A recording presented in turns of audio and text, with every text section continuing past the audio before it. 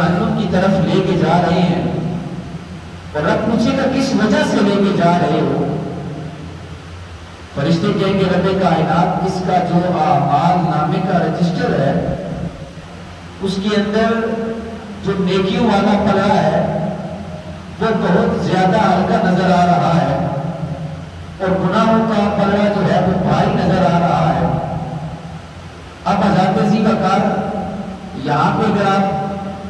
رک کے ایک چیز سوچیں دیکھیں، فرشتے وہ ہیں، اور حدیث شریف کے اندر آتا ہے فرشتے کرتے وہی ہیں جو رب کائنات ان کو حکم دیتا ہے، اس کے علاوہ یہ فرشتے کوئی عمل سر انجام نہیں دے سکتے۔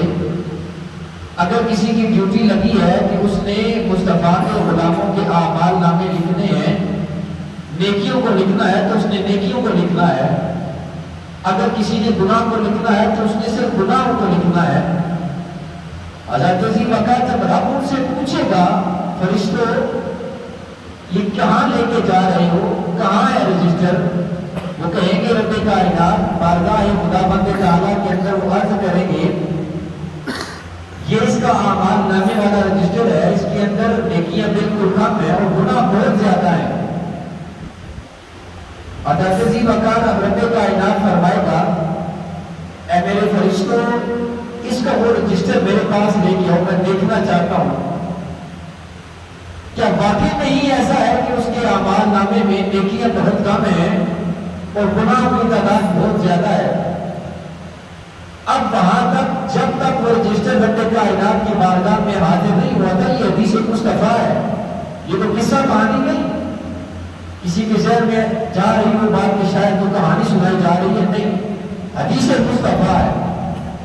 کملی والے مصطفیٰ فرماتے ہیں رب کائنات کی بارگاہ کے اندر جب تک وہ رجسٹر نہیں پہنچے گا وہ ہماری فائل جو آج ہمارے پہلے دن دنیا کے اندر آنے سے لے کر دنیا کے جانے تک تیار ہو رہی ہے، ہمارا ہر چھپا ہوا ظاہر عمل اکیلے میں کیا ہوا، مجلس کے اندر کیا ہوا، ہماری زبان سے نکلا ہوا، ہمارے بدن کے ساتھ، ہمارے ہاتھ پاؤں ناک کان آنکھوں کے ساتھ ہم نے جو جو عمل سر انجام دیا ہر وہ عمل لکھا جا رہا ہے۔ جب تک وہ اعمال نامہ رب کی بارگاہ میں پیش نہیں ہوا ہوگا تو اس وقت تک وہ رجسٹر جس کے اندر وہ نیکیوں کی تعداد بہت کم لکھی تھی اور گناہوں کا پلڑا جو بھاری نظر آ رہا تھا، رب فرمائے گا میری بارگاہ میں پیش کیا جائے۔ اب دیکھنا اپنے رب کی رحمت اور اپنے ایمان پہ ناز کرو، رب نے ہمیں دنیا کے اندر ایمان دیا، اسلام دیا اور کملی والے مصطفیٰ کا دامن ہمیں عطا فرمایا۔ اگر رب ہمارے گناہوں کو بخشے گا تو بھی کملی والے مصطفیٰ کے تصدق آپ کی نسبت کی وجہ سے بخشے گا۔ اب حضرت عزیز وقار جب وہ رجسٹر رب کی بارگاہ میں پیش کیا جائے گا، رب اس رجسٹر کے اوپر نظر رحمت فرمائے گا، کرم والی رحمت والی برکت والی نظر فرمائے گا، اور وہ جو نیکیاں کم نظر آ رہی تھی جب رحمت کی نظر، رحمت الہی کی نظر ان نیکیوں پہ پڑے گی، وہ ظاہر میں جو کم نظر آ رہی تھی کملی والے مصطفیٰ آپ فرماتے ہیں جب رحمت کی نظر رب کائنات اس نیکیوں والے کم پردے پہ ڈالے گا، نظر رحمت الہی پڑنے کی دیر ہوگی،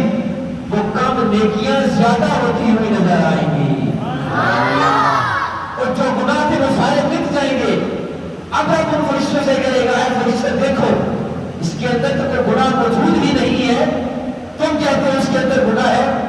فرشتے بارگاہ خداوند کے اندر عرض کریں گے رب کائنات اس کے اندر گناہ موجود تھے،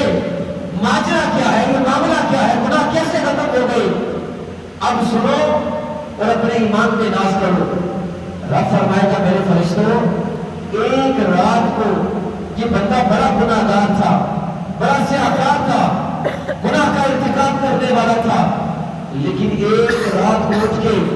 اس نے میری بارگاہ کے اندر اپنی آنکھوں سے آنسو بہائے تھے، مجھ سے توبہ اور استغفار کی تھی، مجھ سے معافی مانگی تھی۔ ارے جب اس نے میری بارگاہ کے اندر آنکھوں سے آنسو بہائے، مجھ سے معافی مانگی، مجھ سے توبہ اور استغفار کیا، پھر میری رحمت یہ گوارا نہیں کرتی، کملی